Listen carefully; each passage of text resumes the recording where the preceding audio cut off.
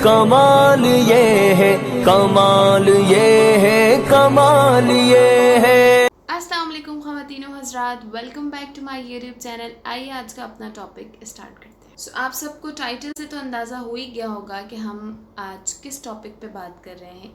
जी हाँ, रमज़ान आप सब की तरह मेरे दिल के भी बहुत करीब है। और अगर आप मेरी ज़िंदगी की कहानी उठाएं जो कि मैंने अभी तक किसी किताब में नहीं छापी बाय द वे, अगर आप मेरी ज़िंदगी को देखें सो इसमें आपको मेरे बहुत सारे स्पेशल, यूनिक और प्राइसलेस मोमेंट्स रमज़ान से अटैच्ड, कनेक्टेड और रिलेटेड मिलेंगे। सो यहाँ 11 महीनों के इंतज़ार के बाद जो महीना तशरीफ़ लाया है उसके स्केड्यूल के बारे में हम बात करने जा रहे हैं कि आखिर रमज़ान में हमारा जदवल क्या होना चाहिए।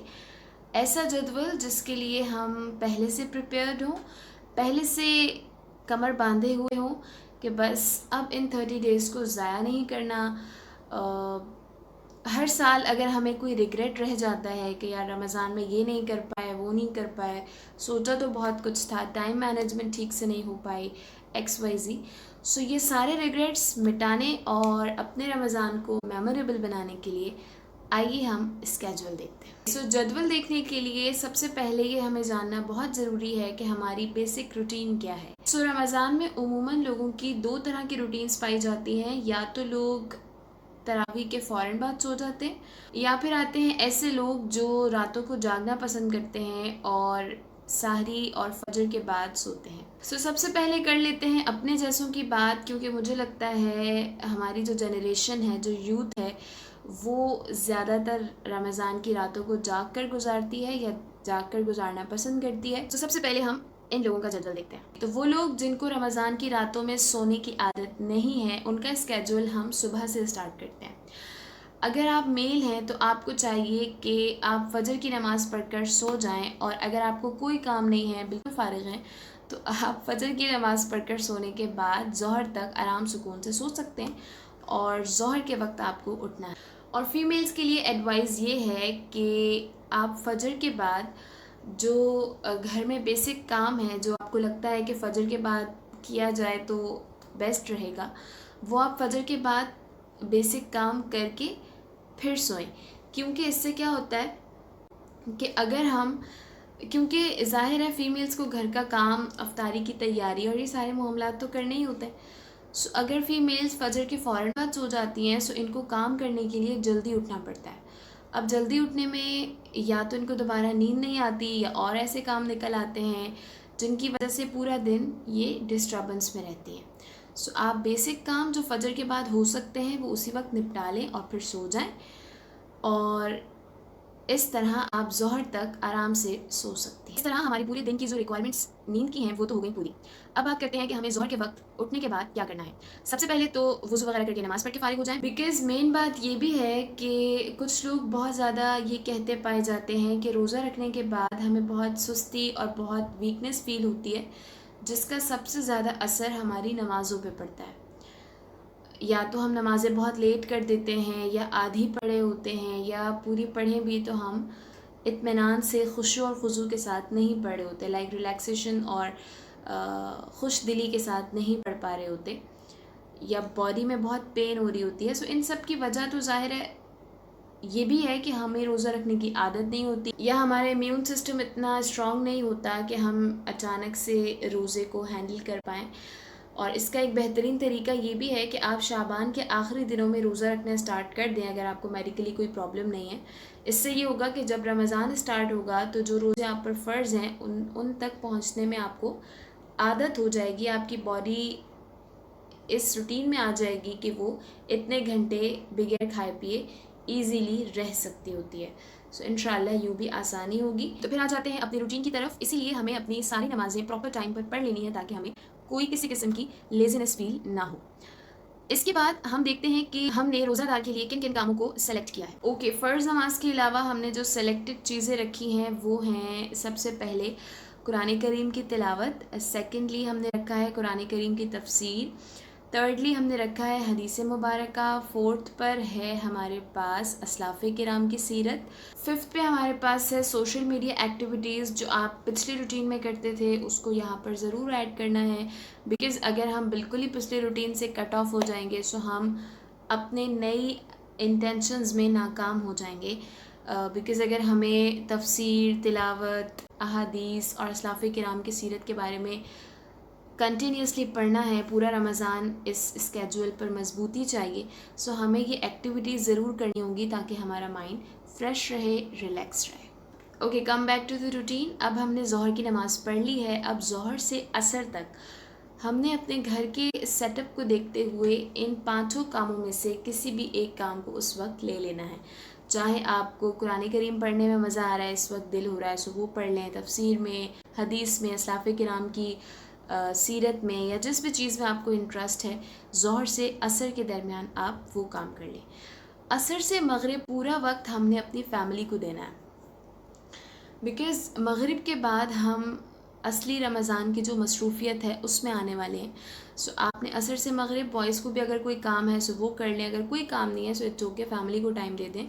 फ़ीमेल्स को असर से मगरिब में बहुत ज़्यादा काम होता है किचन वगैरह का, सो वो निपटा लें। आम दिनों में कुछ लोग वाकई 5 वक्त की नमाज़ के लिए मस्जिद जाते हैं, मगर देखने में ये आता है कि कुछ मेल्स मस्जिद में एंटर सिर्फ निकलने के लिए होते हैं, यानी यहाँ इमाम साहब ने सलाम फेरा और वहाँ वो मस्जिद से निकल आए। तो ये नहीं करना। आपके पास बहुत बेस्ट अपॉर्चुनिटी है, अगले रमज़ान तक हम ज़िंदा भी रहते हैं नहीं रहते हमें कुछ भी नहीं पता। हमें चाहिए कि इस पूरे महीने को ख़ास तौर पे मस्जिद के साथ और जो भी इस महीने की रूहानी बरक़ात हैं उन बरक़ात को समेटने के लिए ज़्यादा से ज़्यादा वक्त मस्जिद को दें। लिहाजा जितने भी मर्द हजरात हैं वो कोशिश करें कि वो मगरिब के बाद जब मस्जिद जाएं सो तरावी पढ़ कर आएँ। अगर कोई बहुत ज़्यादा इंपॉर्टेंट काम है, एक रूटीन का हिस्सा है आपकी, सो ठीक है, उसके लिए आप घर आ जाएं, लेकिन कोशिश ये करें कि अपना ज़्यादा से ज़्यादा वक्त ये पूरा महीना मस्जिद में गुजारें। अच्छा जी, जो ये कर सकता है वो ये ज़रूर करे और इंशाल्लाह आप इसका बेनिफिट देखेंगे और पूरा साल उसका फैज़ पाएंगे। तो मगरिब के बाद जो जा सकता है कम्प्लीटली मस्जिद में तरावियों तक, वो जाए और तरावी पढ़कर डायरेक्ट एक ही बार घर आए। ठीक हो गया। अब जो फीमेल्स हैं उन्हें क्या करना है कि मगरिब की नमाज़ पढ़ के अपने घर का सारा काम वाइंड अप करना है, सब कुछ सेट करना है और इशा की अज़ान होने तक सब कामों से फ़ारिग होने की कोशिश करनी है। अच्छा जी, इशा की जब नमाज़ पढ़ने खड़ी हों कोशिश ये करें कि तरावी पढ़ कर उठें। बाज़ फ़ीमेल्स को मैंने देखा है जिनको रात जागने की आदत होती है, वो अपने जहन में ये तसव्वुर जमा के बैठी होती हैं कि चलो अभी इशा पढ़ के फुला काम कर लेती हूँ, और तरावी के लिए तो पूरी रात पढ़ी है, 4-4 रकात करके वक्तन फ़वक्तन पढ़ती रहूँगी। सो ये ख़ुद को धोखा देने वाली बात है सीरियसली। लेकिन ज़्यादा अच्छा यही है कि आप इशा की नमाज़ पढ़ने जब खड़ी हों तो तरावी की आखिरी रकात पढ़ने से पहले ना उठें। सही। अच्छा जी, इसके बाद हमने क्या करना है, अब हमने इशा की नमाज़ भी पढ़ ली, तरावी से भी हम फारिग हो गए। अब तरावी पढ़ने के बाद जो टाइम हो रहा है उस टाइम से लेकर आपने सहरी की तैयारी तक के टाइम को काउंट कर लेना है। जितने घंटे बन रहे हैं उन घंटों को आपने अपने कामों में डिवाइड कर देना है। ठीक हो गया। सबसे पहले कोशिश करें कि वालिदैन को टाइम ज़रूर दें, जो भी इनकी खिदमत का हिस्सा है आपकी डेली रूटीन में, अगर नहीं है तो उसे ज़रूर बनाएं और इस तरह अपने पेरेंट्स को टाइम दें। उसके बाद आपने क्या करना है कि हमारे पास जो जो स्केड्यूल रह गया था, अगर आपने ज़ोहर से असर में कोई एक काम कर लिया है तो अब आपके पास 4 काम बचते हैं। अब आपने अपनी रात को 4 हिस्सों में डिवाइड कर लेना। अगर बहुत ज़्यादा घंटे बच गए हैं तो अब आप 5 घंटों में डिवाइड कर लें। ठीक हो गया। अब आपने क्या करना है कि एक कोशिश हमारी सबसे पहले होनी चाहिए कि हमने खुद पर बर्डन नहीं डालना। अगर हम खुद पर बर्डन डालेंगे, लाइक हम तिलावत कुरान करीम को 5 घंटे दे रहे हैं, तफसीर को 4-4 घंटे दे रहे हैं, इस तरह सबको ज़्यादा घंटे दे रहे हैं, सो इससे ये होगा कि ज़ाहिर है हम रमज़ान की रूटीन में सेट होते होते भी हमें 7 से 8 या एटलीस्ट 10 दिन तो लग ही जाते हैं। कोई बहुत खुश नसीब हो तो उसे 3 से 5 दिन के अंदर अंदर आदत हो जाए, वरना लग जाते हैं। सो बर्डन नहीं लेना है। हमने क्या करना है कि अपनी रात को 4 हिस्सों में डिवाइड किया। अब इसमें आपने क्या करना है कि कोई ना कोई खाने की चीज़ अपने पास रख लें, वरना यही ख्याल आता रहेगा कि पूरी रात पड़ी है, मेरे पास बहुत सारा काम है। अगरचे पूरे 11 महीने हम सुकून से फजर तक जाग लेते हों, लेकिन अब ज़ाहिर है नफ्स पर गिना गुजरेगा कि ये मैंने क्या रूटीन सेट कर ली, सो फिर मुश्किल होगा। सो आपने क्या करना है कि अपने पास कोई ना कोई रिफ़्रेशमेंट रखनी है, जूसेस रख लें या कोई भी ऐसी चीज़ हल्की फुल्की। अब ये भी नहीं कि आप फुल हो जाएं पूरी रात और सहरी में मुश्किल हो, फिर पूरा दिन मुश्किल हो, ये भी नहीं करना। ठीक हो गया। अच्छा जी, तो हमने सबसे पहले तिलावत कुरान करीम को जो हाफिज़ नहीं हैं उन्होंने सिर्फ 1 घंटा देना है। जो हाफिज़ हैं वो 2 घंटे दे दें या 3 दे सकते हैं, तो क्योंकि हाफिज़ के लिए इतना मुश्किल नहीं होता, सो वो 1 से 3 तक जितने घंटे दे सकते हैं वो दे लें। लेकिन जो हाफिज़ नहीं हैं वो सबसे पहले शुरू के 10 दिनों में स्पेशली तिलावत कुरान करीम को 1 घंटा दें, तफसीर को भी 1 घंटा दें, अहादीस को भी 1 घंटा और अस्लाफ़ किराम की सीरत को भी 1 घंटा। इसके लिए आप अपनी तफसीर की जो भी बुक आपको ईजी लगती है, जैसे सिरातुल जनान मैंने आपको बताया था, वो बहुत ईजी है। लेकिन अगर वो आपके पास नहीं है, सो कोई भी तफसीर की बुक है या तफसीर किसी कुरान करीम में मौजूद है, सो उसको पढ़ने की कोशिश करें। इसी के साथ साथ हदीस मुबारक के लिए जो भी बुक आपके घर पर मौजूद है उसको पढ़ने की आदत बनाएं। अगर आपके पास ज़्यादा बुक्स मौजूद हैं, सो आप अपना इंटरेस्ट देख लें। अगर वॉल्यूम्स वाली बुक उठानी है, सो वॉल्यूम्स वाली उठा लें, वरना विदाउट वॉल्यूम्स वाली बुक उठा लें और पढ़ना शुरू करें। सही। हदीस की बुक पढ़ने में हमेशा ये कोशिश किया करें कि अपनी पसंद का टॉपिक पहले खोलें। इससे ये होता है कि हमारा इंटरेस्ट बरकरार रहता है जब तक पूरी बुक ख़त्म नहीं हो जाती। अस्लाफ़ किराम की सीरत के लिए अगर आपके घर पर लाइब्रेरी है तो आपके पास बहुत सारी ऐसी बुक्स निकल आएंगी। अल्लाह वालों की बातें हैं, उयूनुल हिकायात हैं, इसके अलावा तज़किरा खुलफ़ाए राशिदीन, तज़किरतुल अंबिया है। और हर बुक के स्टार्ट में उसके राइटर की सीरत लिखी होती है। सो यूँ आपके पास बहुत सारी सीरतें तो निकल आएंगी। ठीक हो गया। लेकिन इन केस आपके पास कोई सीरत की बुक अवेलेबल नहीं है, कोई बुक अवेलेबल नहीं है, तो भी आपने सुस्त नहीं पढ़ना कि चले अब तो मेरे पास है ही नहीं, होती तो मैं ज़रूर कर लेता या कर लेती। ऐसा नहीं सोचना। अब बहुत आसानियाँ हो गई हैं। हमने अपने मोबाइल में, अपने लैपटॉप्स में पीडीएफ निकाल लेने हैं। किसी भी बुक के, कोई भी बुक सर्च कर लें और उस बुक के हमने पीडीएफ निकालना है और हमने डेली बेसिस पर अपना जो स्केड्यूल सेट किया होगा उसमें ज़रूर सीरतें पढ़नी है। अस्लाफ़ किराम कहते हैं बुज़ुर्गों को, हमारे इस्लाम के इब्तिदा से लेकर अब तक जितने भी बुज़ुर्ग गुजर चुके हैं उनकी सीरत, अब चाहे वो पाकिस्तान के एतबार से हो, चाहे वो इस्लाम के एतबार से हो, दोनों सूरतों में जिस चीज़ में आपको इंटरेस्ट है आप वो कर सकते हैं। अस्लाफ़ किराम की जो सीरतों का मैंने कहा है पढ़ने को, उसे बिल्कुल स्किप नहीं कीजिएगा प्लीज़, बिकॉज़ ये आपको पूरे 12 महीने के लिए मोटिवेट करेगी। स्पेशली रमज़ान में तो आपको सुस्त नहीं पढ़ने देगी। ये तो कंफर्मेशन है आपको। ठीक हो गया। अब आपने क्या करना है कि ये जो सारी चीज़ें आपने स्केड्यूल में रखी हैं, इनको करते हुए इंटरेस्ट लेना है। अब आपकी नेचर पर डिपेंड करता है कि आपको हर बुक के हवाले से किस चीज़ में इंटरेस्ट है, कब कौन सी बुक पढ़नी है, ये भी एक फ़न है। लेकिन किस बुक को किस तरह पढ़ना है, ये एक अलग फ़न है। सो प्लीज़ हर बुक को अपनी नेचर वाइज, अपने इंटरेस्ट वाइज पढ़ना है। आपने किसी को भी मिस नहीं कर देना। ठीक है। लाइक अगर आप हदीस की बुक खोल रहे हैं, सो ऐसा नहीं कि जो पहले आया आप लाइन वाइज पढ़ना पड़ेगा, नहीं। आप इंडेक्स खोलें, जो भी मोस्ट इंटरेस्टेड टॉपिक है उसको उठा लें, वो कंप्लीट करें, अगले दिन फिर देखें इंडेक्स में कौन सा मोस्ट इंटरेस्टेड है, उसके अलावा उसको खोलें। ठीक है। इस तरह करना है। ज़रूरी नहीं कि लाइन वाइज पढ़ें। इसी तरह अस्लाफ़ किराम में भी जब जिसके बारे में दिल करता है, पूरे साल आपने जिसके बारे में भी सुना हो और सोचा हो कि मैं जानूँगा इसके बारे में या जानूँगी, सो उसको रीड आउट कर लें। इसी तरह तफसीर कुरान करीम में आपने ये करना है कि 1 घंटे में जितनी तफसीर हो सकती है आप करें। ज़रूरी नहीं कि एक एक पारा रोज़ करें, ज़रूरी नहीं। ठीक है।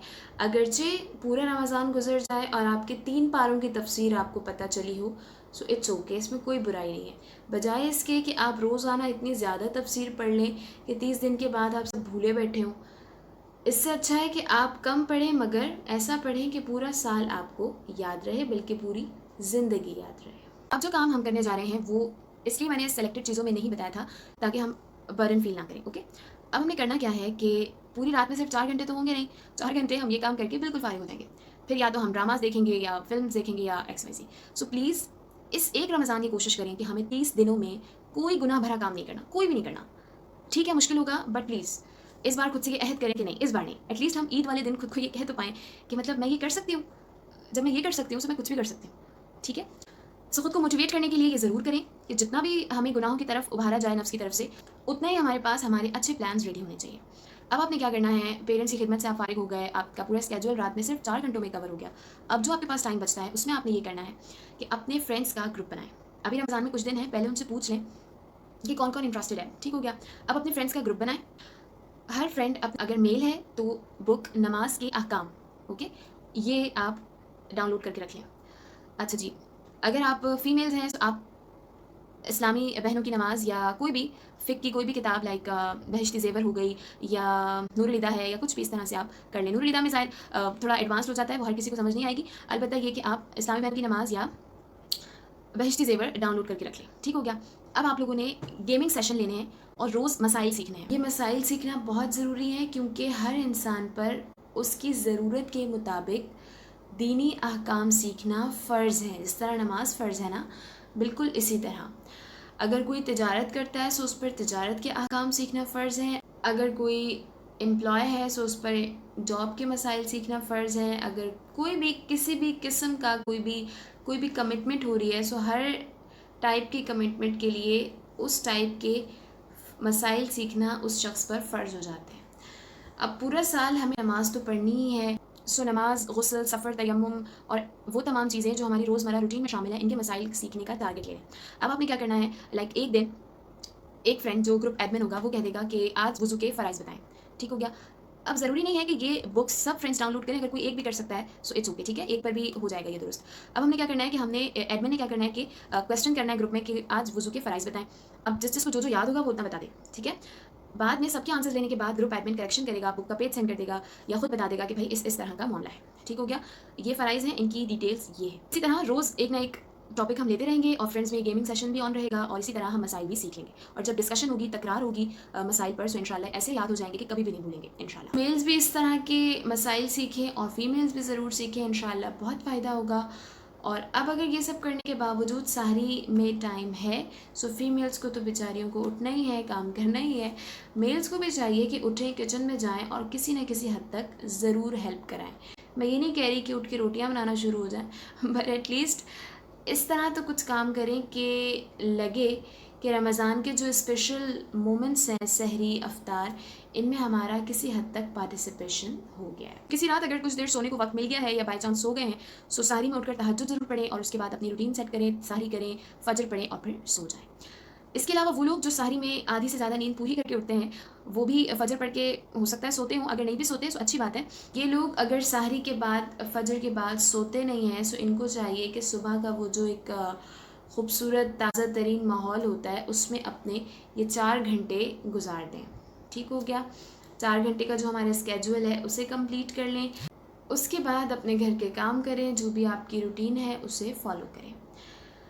ऐसे लोग गालिबन दोपहर में सो जाते होंगे, सो ठीक है, दोपहर में आप सो जाएं और उसके बाद उठकर अपना ये जो भी रूटीन हमने बनाई है, अपना सोशल एक्टिविटीज़, मसाइल की तकरार और बाकी जो 4 काम है हमारे, वो आपने आधे सुबह फजर के बाद कर लेने हैं, आधे ज़ोहर से असर के दरमियान कर लेने हैं और आधे तरावी से सोने तक के दरमियान कर लेने हैं।